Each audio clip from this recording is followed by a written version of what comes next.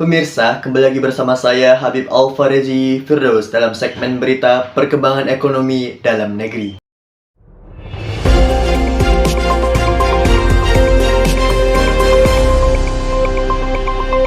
Berarti ini Di bagian masih Yusan ya. Menteri Keuangan Indonesia, Bapak Purbaya Yudi Sadewa, ramai dibicarakan usai ia memamerkan jaket bertuliskan 8%. Kejadian itu terjadi pada Selasa 21 Oktober 2025 sebelum ia melayani sesi wawancara dengan media di kantor pusat Kementerian Keuangan. berarti ini Di bagian masih Yusan ya.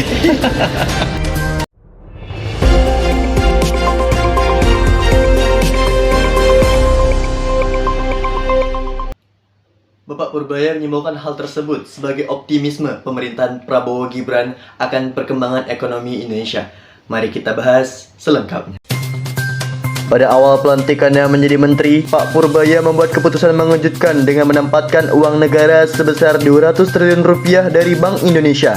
Dilansir dari CNBC Indonesia, Pak Purbaya telah menempatkan 200 triliun rupiah uang negara yang ia anggap mengendap di BI ke 5 bank milik negara, yakni Bank Mandiri 55 triliun rupiah, Bank Rakyat Indonesia atau BRI 55 triliun rupiah, Bank Negara Indonesia atau BNI 55 triliun rupiah, Bank Tabungan Negara atau BTN sebesar 25 triliun rupiah, dan Bank Syariah Indonesia atau BSI sebesar 10 triliun rupiah.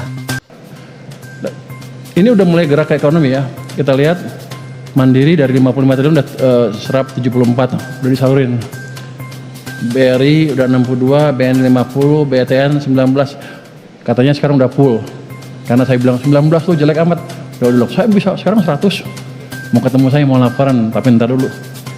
Saya bilang 25 kalau nggak bisa serap, gue pindah ke tempat lain. Uangnya, dianya juga kali ya. BSI baru 55%. Tapi ini sudah masuk ke sistem dalam bentuk tambahan kredit. Mandiri misalnya udah bilang saya tumbuhnya kreditnya dari 8% naik ke 11%. Kan udah lumayan tuh. Kita dorong terus nanti biar tumbuhnya makin cepat. Nggak maksa, tapi dengan memberi sistem uang di perbankan sehingga banknya terpaksa menyalurkan kredit.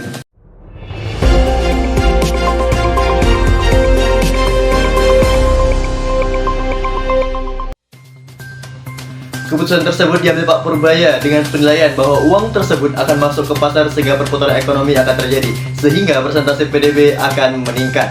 Menilik hal tersebut tentunya sangat menarik untuk membahas kinerja Menteri Keuangan kita, Bapak Purbaya, di kalangan masyarakat. Karena seperti yang kita ketahui, persentase PDB atau produk domestik bruto tidak pernah naik dari angka 5% semenjak krisis moneter tahun 98. Lalu, apa yang membuat Pak Purbaya yakin bahwa ia bisa mencapai angka 8%? Pemirsa, mari kita saksikan pernyataan strategi langsung dari Pak Purbaya bersama-sama. Setelah krisis 98, kita nggak bisa lari dari 5%. Salah satu yang penyebab kenapa uang itu kering dari sistem, seringkali berhubungan dengan kemampuan pemerintah membelanjakan anggaran ya. Pemerintah kan ngeluarin utang, tarik pajak, uangnya taruh di mana? Taruh di BI. Mereka pikir, oh aman, uang saya aman di sana, bagus. Tapi yang mereka lupa, ini kan ada sistem uangnya. Tarik sini, di sana kering. Jadi angka pertumbuhan yang kecil tadi di akhir bulan ini, bulan lalu, 2 bulan lalu, itu karena 2 otoritas kita mengeringkan sistem finansial, baik BI maupun keuangan.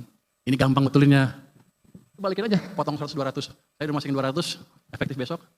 Mungkin BI juga tambah 100 atau lebih. Pertumbuhan uang akan cukup. Jadi nggak dibuat tinggi sekali, tapi cukup antara 15-20%. Itu bisa membalikan arah ekonomi kita. Jadi teman-teman nggak usah takut. Kita cukup punya pengetahuan untuk mengendalikan ekonomi. Nggak mungkin lagi kita seperti krisis 1998 lagi. Kita udah mengalami beberapa krisis dan sudah teruji. Dan pengetahuan ini kita pakai di 2008, 2015, 2020, 2021 kemarin. Sudah teruji. Jadi kita bisa berharap ekonomi kita ke depan akan lebih cerah lagi. Ya langkah saya ke depan ngapain? Saya pasti dalam jangka pendek, saya pastikan selain mindahin uang ke sana, saya pastikan penyerapan anggaran akan bisa lebih baik. Saya akan set up tim di kantor Kementerian Keuangan yang memonitor belanja masing-masing kementerian lembaga, dan kalau kementerian lembaganya nggak bisa, kita akan perbantukan orang kita ke sana supaya bisa lebih cepat menyerap anggaran, supaya dampak pembangunan terhadap ekonomi bisa terlihat lebih cepat.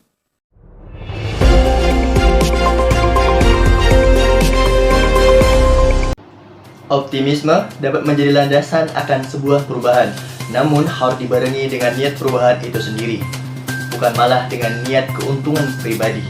Pemirsa, sekian yang dapat saya sampaikan. Besar harapan saya untuk memberikan update terbaru mengenai perkembangan Indonesia ke arah yang lebih baik di masa mendatang. Saya Habib Alfarid Firdaus. Sekian, terima kasih.